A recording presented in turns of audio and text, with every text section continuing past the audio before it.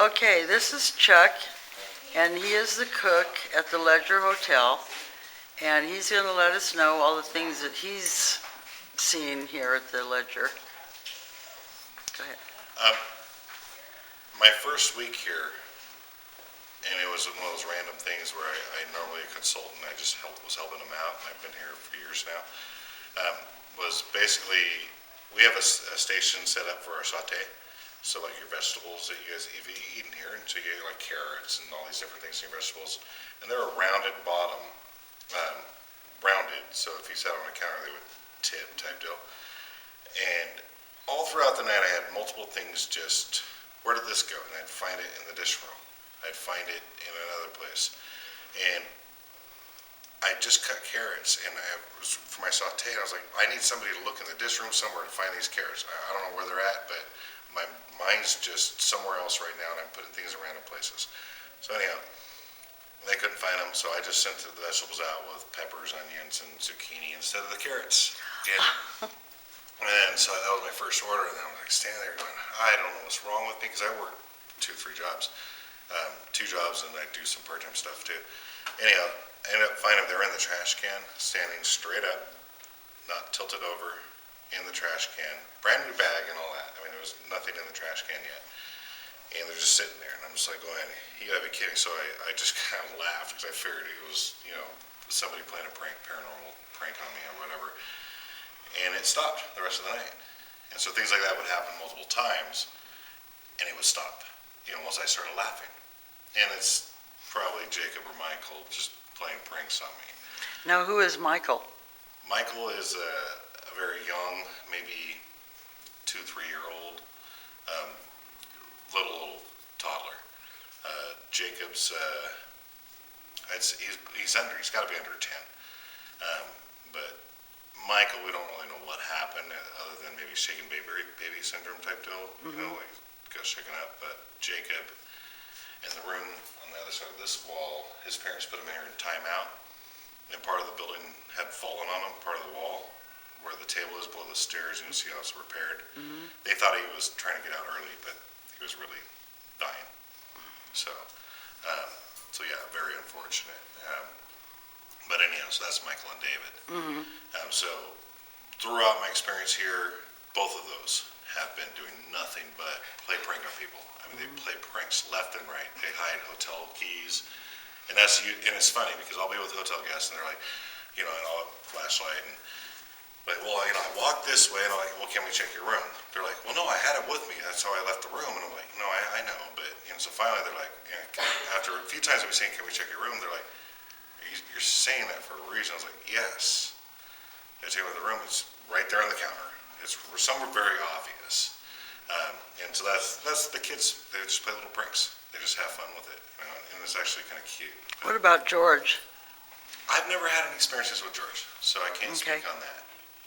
And I know there's a lot of things that people have had experiences with them, but I've not had any experiences whatsoever on that level. Have you ever been touched or anything when you were here? This is a funny one. Yeah. And, there's the whole controversy of, is it a brothel? Was it a brothel? Was it not? And all that. I was actually standing out on the side deck next to the bar. I had just got off work, and I went to smoke a cigarette. There was a local out there, and very attractive, young lady, and we're just chatting, and she was asking my advice on a business thing, and I was smoking a cigarette, and she's a closet smoker, for cigarettes. So we're just standing there talking, and all of a sudden, off the rail, I thought a snake crawled into my pocket. I mean, because I rattlesnake hunt. I hunt rattlesnakes, my property, wherever. I just don't want to ever bite my kids, so I'll dig the dens out. So I literally had this off the railing. I was leaning on the railing, and it did this whole thing down, and I felt like a total weirdo, because I literally I'm talking to her, and all of a sudden, and she's like, what's wrong? I was like, oh, hey, I get leg cramp. I just worked so much today. I mean, I just totally blew it off, but it literally felt like something went in my pocket, like down. And I thought a snake was going, But when you, realization of it, you got the rail here, it's a 2-story drop. So it's not like a snake was, you know what I mean? So, and there was no snake. So, but yeah, I saved my face, if you will, by, oh, leg cramp, sorry. Yeah. You know, but I literally was like, you know, and she's like, are you okay? You know, it was an interesting moment. But that's where I get into the whole, was it a brothel, was it not? You know, that whole, it's kind of, you know, I believe it was. I mean, just my own personal experiences. I What- watched a shaman from Seattle come out, and she helped send a brothel girl to the light that wanted to go to the light. I mean, she had nothing bad to say about the hotel. Everybody treated her great when she was here, but she just was ready to leave. I was in the room with her when she did that process, and it was an incredible experience to see it. You know, it really was. But back to like when I first started here, the first month, I came here like last minute. The chef walked out. They had nobody, and I just jumped in and helped. Then I stayed. But out my window, which is up over there, facing this way, which is the stairwell going up, I kept seeing something in all black walking by. I'd never had a tour of the place in my first month here. I've never seen the building. I've never saw anything. And so I thought there was rooms up here, you know, the other building that's actually storage. I thought there was rooms up there and all that people were just walking back and forth, or employee, staff, whatever it is. And so with that being said, I kept seeing this person in my peripherals walking by. And then finally, it was Tracy Zeller, the person that hired me, said, you never seen the place? I was like, no.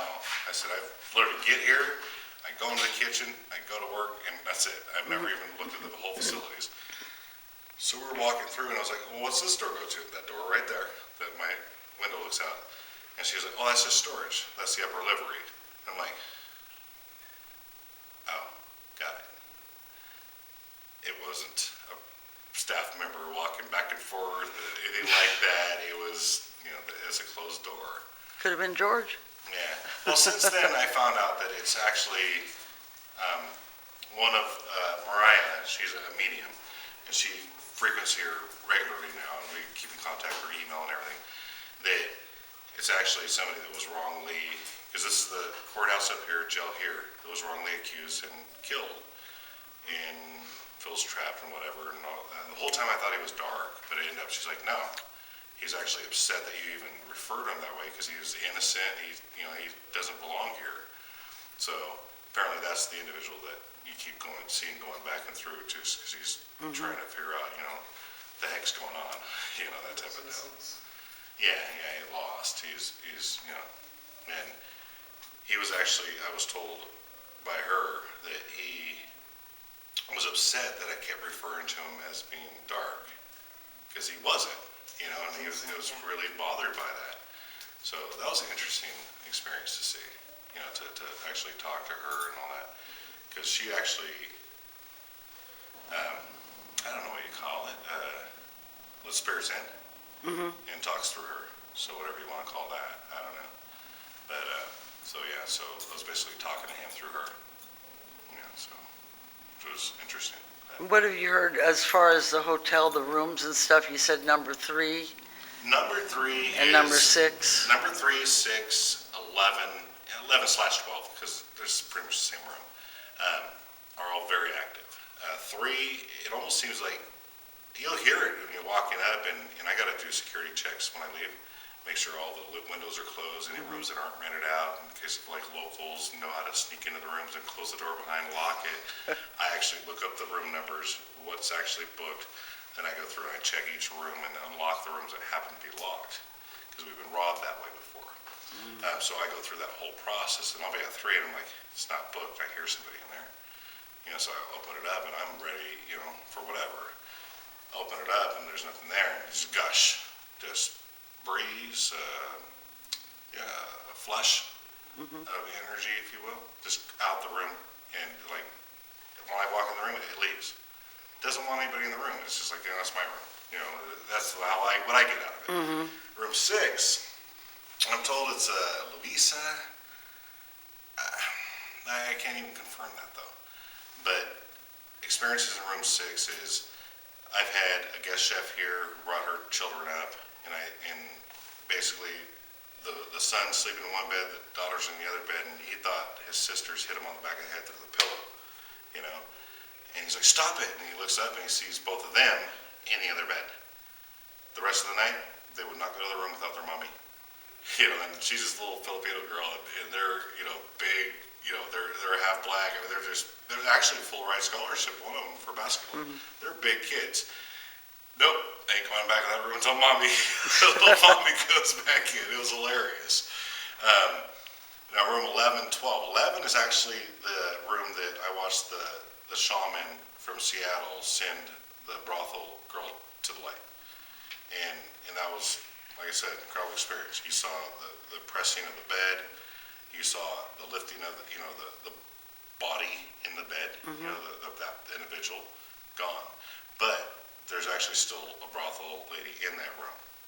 You know, she's the one that is standing when you walk up the stairs to the room. She usually stands down and looks down to see who's coming. So that's where you get the controversy of, was it a brothel, wasn't it? Why is there a madam standing at the top of the stairs seeing who's coming up? You know, it's that type of deal. So that's 11 and 12. Outside of that, most of my experiences have been dealing with mediums, doing the tours with different paranormal. And the more mediums here at one time, the way more active it gets. Way more active. I mean, in this room, I'm standing out that door here, and it sounds like a potato sack's being dragged through the gardens right outside the door. You know, I mean, there was 2 mediums and myself, and the energy was so high. In the room next to us, the wine cellar is very active. That, I mean, it was just non-stop to a point where the mediums were getting just bothered. I actually had a lot of mediums that refused to go into that room because it's just too dark, too much pressure. I'm in it every day, you know, and Was it the guy that was standing in the next room said that he heard something that being dragging drugged across the down the floor, hallway? oh, Staying in 13. And he 11. looked out, nobody was there, he closed the door and heard it again. and I Like, say potato sack, but He said he heard something dragging across the floor. He opened the door, closed it. There was nothing there. Heard it again. He opened the door again. Nothing was there. That was the night before we came. okay, yeah, and this is That was right out Thursday. this is the old jail, so this is right out there. And I say potato sack, but Could have been maybe a ball and chain or. well, actually, I go further than that. It's just kind of one of those deals where it's like, was it a body being dragged? it could be dragged about, yeah. No, I mean, I'm serious, because it was something definitely heavy, and it was dead weight, is how it sounded being dragged. So I say a bag of potatoes, not like a grocery $5 bag. I'm Yeah, talking like yeah, 100-pound sack, you know, being just drugged, you know. So, and which, being right outside of this facility, this room, what do you think? I mean, it's, I don't know. I didn't see it. I just heard it. It was just like, whoa. You know, and one of the mediums and myself were standing there, and we just kind of looked at each other. She was like, something's being dragged. I was like, yeah. Oh, yeah. You know. But the same shaman from Seattle, a different lady, she actually doesn't know why she came here, and she actually said it was to see me. You know, it was like, everything happens for a reason, that one of the situations. And then I found out that there was actually a hotel dog. And that was my first time ever experiencing an actual animal spirit. And nobody's ever talked to me about a hotel dog, nothing. But then when I mentioned it to a couple people, they're like, well, the first owner, her granddaughter used to always say she was playing with the dog upstairs. You know, she owned the place, she used to be upstairs in the maid's closet area playing with the dog. And I'm like, really? I go, well, this is, you know, so I'm telling you, I was just wondering about if you ever heard about a dog, because this is what I experienced with this shaman. I mean, and I'm very skeptical of anybody that comes in here and says they're a medium, whatever. Just kind of test them out. Hey, you know, I led on to it. I was like, well, what do you see? You know, what do you experience? And then when they tell me, then I can confirm it. You know, and so I don't play the fake medium garbage, you know, because there's too much of that out there. That's exactly what. But no, she actually nailed it on the head. I mean, and I'm testing her along the way because I'm seeing this too, you know, going, okay, great. And yeah, the hotel dog, Scotty, Scottish Terrier, Scotty. So it was just kind of interesting to see that. And then find out that all these other kids, it's always the little ones, because they're open, that have been playing with this dog the whole time. And I probably have 5, 6 other cases of little kids, you know, claiming to play with the dog. No, there's no dog, you know, the parent. and really the kid's playing with a dog, you know, so I've heard of Hotel Cat, but I have never seen Hotel Cats. So, you know, I don't even talk about my own experiences. I don't care what's said on the internet about George or anything else. I just Yeah. go off of my own thing. That's why I say I don't have anything to say about George, you know, so, you know, outside of that, daily encounters is what I experience. And everybody thinks nighttime, you know, it's a lot more during the day. You know, I ran into an old miner, you know, and thought it was a real person. And he's reaching to the door to walk into the bar, and I'm by myself here. There's somebody in the office maybe, but walking in, I look back, and he literally looked at, and he got mad. Because they don't want you to see him. If they want you to see him, they'll let you see him. You know, and he was actually so upset. Must have been a week, well, less than a week. It's days later. I'm walking into the kitchen and got the swing doors. I'm walking into the kitchen, and I literally, in my face right here, and I jump back, you know, because I'm actually by myself, and I'm thinking, you know, somebody's gonna rob the place, or I gotta register right behind that door. And no, it was him. He was just like, you know, like he couldn't believe that I could see him. I've never seen him since. He had a weirdest body. He was like nothing, legs down here, like very small legs, and which makes sense, so like the miners and all that. He was all just big, broad upper body, you know, and so, but he was actually bothered that I saw him. I wasn't even trying to see him. I was just walking through it, and it's like, okay. So. But he's the one that showed himself to you. Right. But he was actually like, what are you, why are you looking at me? How can you see me? And he was actually bothered to the point where he actually got like mad. Like how, you know, I don't know, how can you see me or that type of deal. But I've never seen him. I saw him twice and that was it. Never saw that guy again. Now there's a table in the back dining room that the servers complain about because somebody keeps shaking pepper on one side of the table. I've had that, it actually calmed down quite a bit, but there was a point where it was daily. And you literally have it, the table like this big on that half. You know, so it was almost like somebody was eating dinner, there's shaking pepper on the, you know. But there's no plate, there's just a tablecloth, and Desiree was the server, and she's like, I can't, this is driving me nuts. Come look at this. And I'm like, okay. I said, somebody spilled pepper. She goes, it's like this every day, I clean it. When I get in here, every day I clean this. And I'm looking at this ceiling, I'm going, I'm falling. No, just. And what about the bar area? That's pretty much okay? The bar area, yeah. Okay. You know what happens with the bar is, we have entertainment, we have band going right now. When you get certain music, you know, people talk about orbs and the whole controversy of, you know, orbs are just kind of a joke, you know. Dust, bugs. Yeah, that whole deal. When we get certain bands in there, you can take a picture and you'll see 100 orbs. And I'm talking about the old twangy, old style music. You know, we got a band called Plan B that comes in and plays. When they play, you can take a picture, you see 100 plus orbs. You go to the other room, literally at the door jam, go to the other room, 0. And you're just everywhere. So, you know, they talk about like dust, they talk about, that's where you kind of look at it and like going, I never like see orbs, you know, myself, but it's like in the pictures, you're like kind of going, I'm like, kind of looks real to me. We've gotten quite a few of them in our pictures. Yeah. Probably the best, almost like Hollywood type picture I've ever seen was that same night that the potato sack thing being drugged. Just before that, the two ladies and I were back here in the wine cellar, and their husband and fiance were out here, and, you know, one of them said to the other, you know, oh, I feel like a draft. And he's like, click, and nothing in the second picture, but the first picture was just thick mist, like you would see in Hollywood. I've never seen a picture like that ever before, and I probably never will. It was the most picture perfect of thick, yeah, as I said, Hollywood, it looks like it was photoshopped. But I was here, and it was done right then and there, and that's where they come running to us, like, you gotta see this, you know, it was amazing all around it, just a thick mist, and I've never seen that in a photo before. I asked them to send it to us, but they never did. Yeah, we got one in the back room, the little small area. We got one or going across where the chair is. It's almost like a thick mess. I've got Mhm. Where the chair's at is the hot spot. Yeah, Yeah, We've got one going across your back, that's a big thick street Yeah. too. yeah. we got quite a few. So Well, but that's my experiences. Yeah. That's what I've seen here.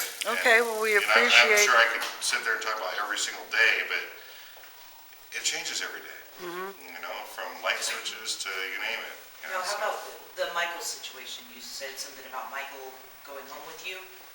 Oh yeah, Michael's gone to my house a couple of times. That's the, I don't know, 2 or 3 year old, and at the time my son was actually between 1 and 2, around there. And I come home and Michael's sitting there playing with his toys in the front room, because that was our baby area, you know, but my wife and my other 2 sons are in the other room, you know, and Luke's asleep, my son Luke is asleep, and Patrick's watching TV, and anyhow, so I come in and he's playing with him and he runs up the stairs. And as I'm walking in, you get the wall and he does this whole, you know, like peekaboo, you know, and I'm like going, okay. And it's a little bothersome at first because I'm like going, this really followed You're me not home. supposed to be at my house. Yeah, so, but anyhow, I mean, yes. Yeah. So then I walk over and I look at this, the stairs have the landing and then it goes back up. And he does it at the landing again, the little peekaboo, you know, this time this way. And then I didn't walk it back up the rest of the way. I just walked in and my wife had saw me kind of stop back and look. And she's like, what's going on? I was like, nothing. And so Patrick's watching TV. He's not even paying attention. And so she's like, hey, let's go outside and have a cigarette real quick. I said, okay. Go outside. And she's like, so what did you just see something? I was like, yeah. I said, it is the little boy from the hotel. I said, he was playing with Luke's toys and he was doing the whole, whoop. He saw me and ran up the stairs a couple times. The next morning, my wife tells me, you know, after my 13, he was 11 at the time, heads off to school, that Patrick had a really bad dream and he hopes that he doesn't have certain things that Daddy sees, you know, and that type of deal. And she told me about it. She goes, he described the peekaboo, the playing with Luke's toys, everything. And he's scared that he's going to have to see this all the time. And I'm like, all right, I'll talk to him. You know, because when you go to REMs and all that, and you see something, and you think you're asleep, and your REMs, it's almost like a plant. If you put a seed, you know, in the ground and water it, and that's what you know. And so I had to explain that to my 11-year-old. You know, I said, but yeah, I was in here, you know, and you know, Michael was, you know, all that. We call him Michael, you know. Is that his real name? I think so. But, like, you know, is it something else? I don't know. You know, my experience is this safe, it's, you know, friendly, and hasn't come around for a long time. But, yeah. So, but back when Luke's now 3, so when Luke was in his 1, 2, you know, 2.5 stage, yeah, he'd come in and baby, you know, they're both, well, not babies, but, you know, young toddlers, playing, you know, similar toys and But all nothing that. happens with Luke anymore. Oh, Luke's incredibly gifted. Yeah, no, Luke's, yeah, lots of things happen with Luke. I know, but is he like afraid of it, or Oh, no. does he show any signs of terror, or, you know, your 11-year-old, is he? No, my 11-year-old doesn't see much of anything. Yeah, no, Luke died at birth and was brought back. So with Well, that. there you go. They say people that experience Yeah. near-death experiences are more sensitive to these Yeah. things. No, So absolutely. don't be surprised if he grows up very Oh, yeah, gifted no, with I'm this. coaching him. Yeah, Yeah, no, he's incredibly, he's a gifted, you know, I don't look it, but I'm half Native American, and my mother, my brother, and myself, you know, we all have similar, just grew up with it. So with him, he's got a little more than that with the whole death at birth type thing that says that triggers a lot. So, and no, he definitely has a lot of gifts. He has a lot of abilities, and he's open. So we'll see where he ends up. He'll be fine. okay, well, we appreciate your interview. Thank you very much. Absolutely. And that's a wrap. Okay, Good thank information.